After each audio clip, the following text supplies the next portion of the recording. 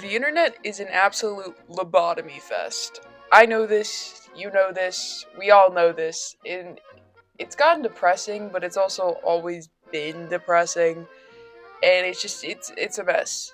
Since the internet was created, the line between the self online and in reality has been blurred.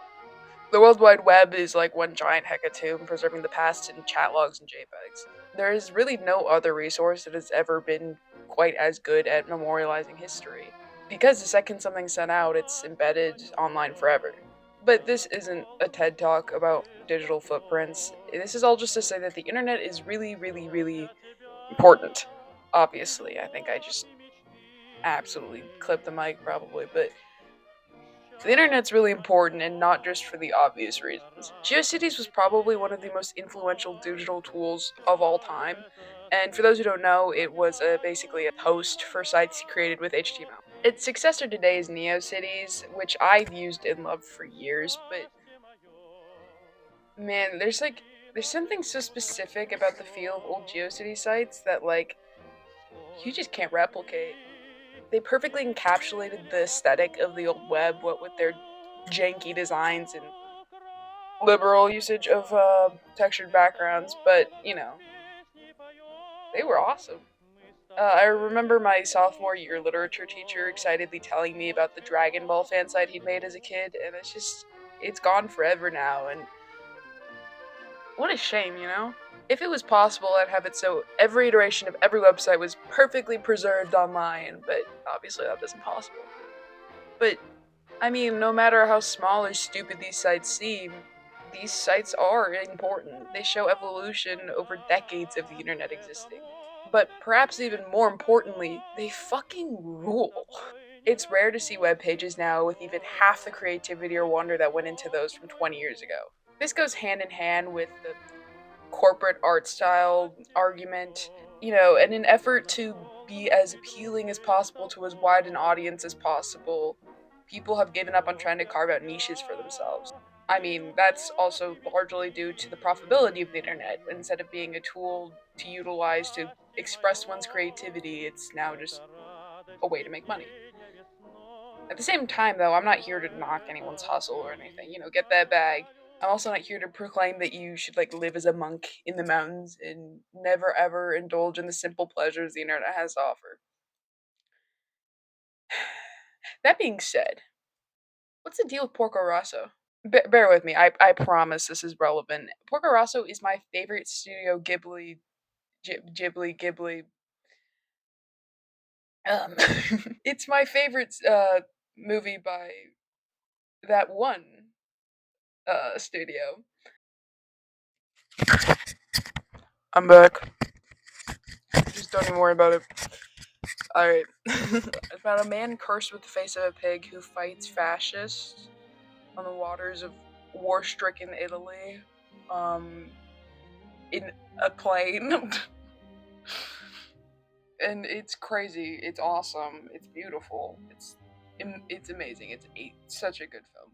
And I would have never heard of it had I not been doom scrolling on I don't even know what social media site and just happened to come across the post talking about it. The case is the same for the studio's movie Ocean Waves, which was covered by a YouTube named Elicorice?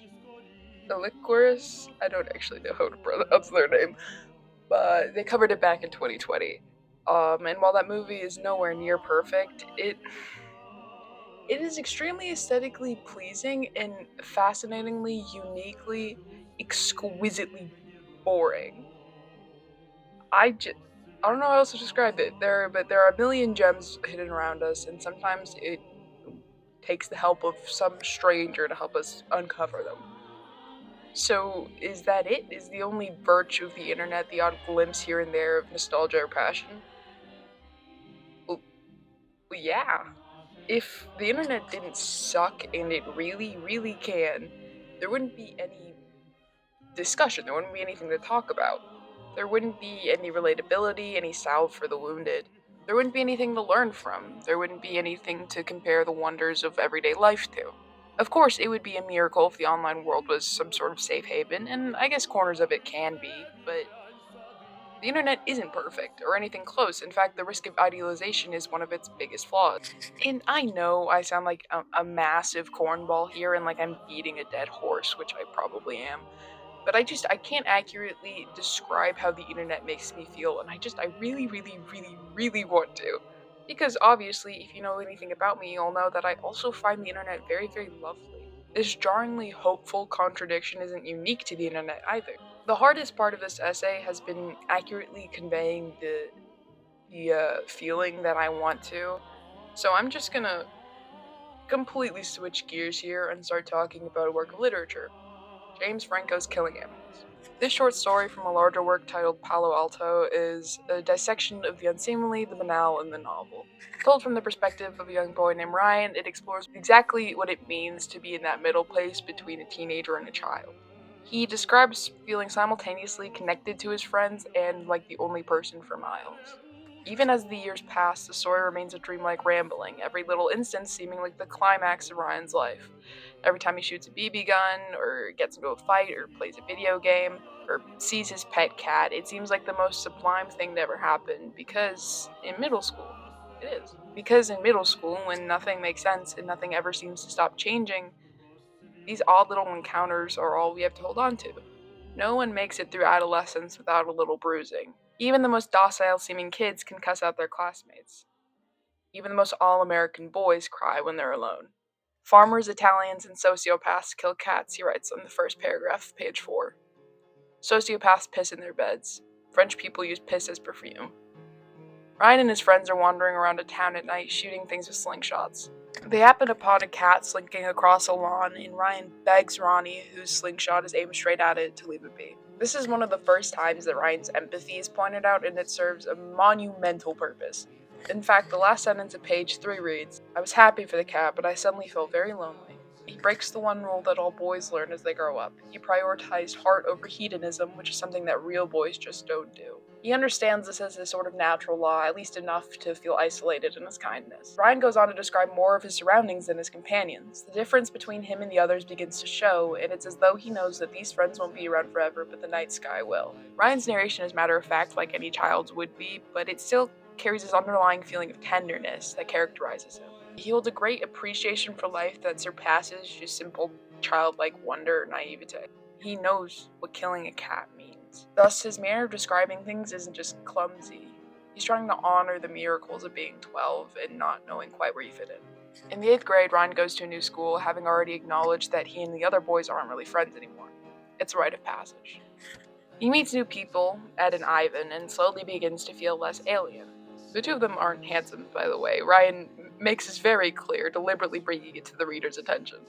In fact, 4 paragraphs later, he mentions a boy named Howard Venn, and his seemingly cruel opinions continue. He was anorexic, the only anorexic boy I've heard of. He had an awful body shaped like a pear, with skinny arms and skinny legs, and cellulite on his stomach. Once again, there exists this kind of contrast between Ryan's kindness and what he says. He isn't trying to be mean, only describing things as bluntly as they appear in his head. This isn't to say that he's incapable of being rude or judgmental, as young boys are wont to be about anything that strikes them as new or odd. He just says what he thinks. It isn't out of malice, in fact, he considers Howard a close friend during this period, but rather, again, that same funny love he has for everything around him. People he likes, people he doesn't, people who are complete strangers. He gives them all the same attentive description because, in his eyes, it's only fair. They all have the same bearing on his mind as they're all a part of the world that he lives in. Following Howard's introduction is a weird scene that feels a little out of place in the grand scheme of things. Ryan and his friends are on Ed's roof shooting oranges at passers-by with a water balloon gun. He describes hitting a small girl and seems to take delight in the fact that it makes her cry. He describes hitting Tom Prince, who had horrible face acne which sprouted in small groupings like piles of bat shit. Even more giddily, he continues, "He threw a bunch of oranges, but he couldn't hit us, so we laughed and laughed at the fat ass on the ground." And so there appears to be a flaw in the initial analysis of Ryan. Perhaps he isn't kind-hearted. But what is the one thing that boys like him have in common? They're fickle.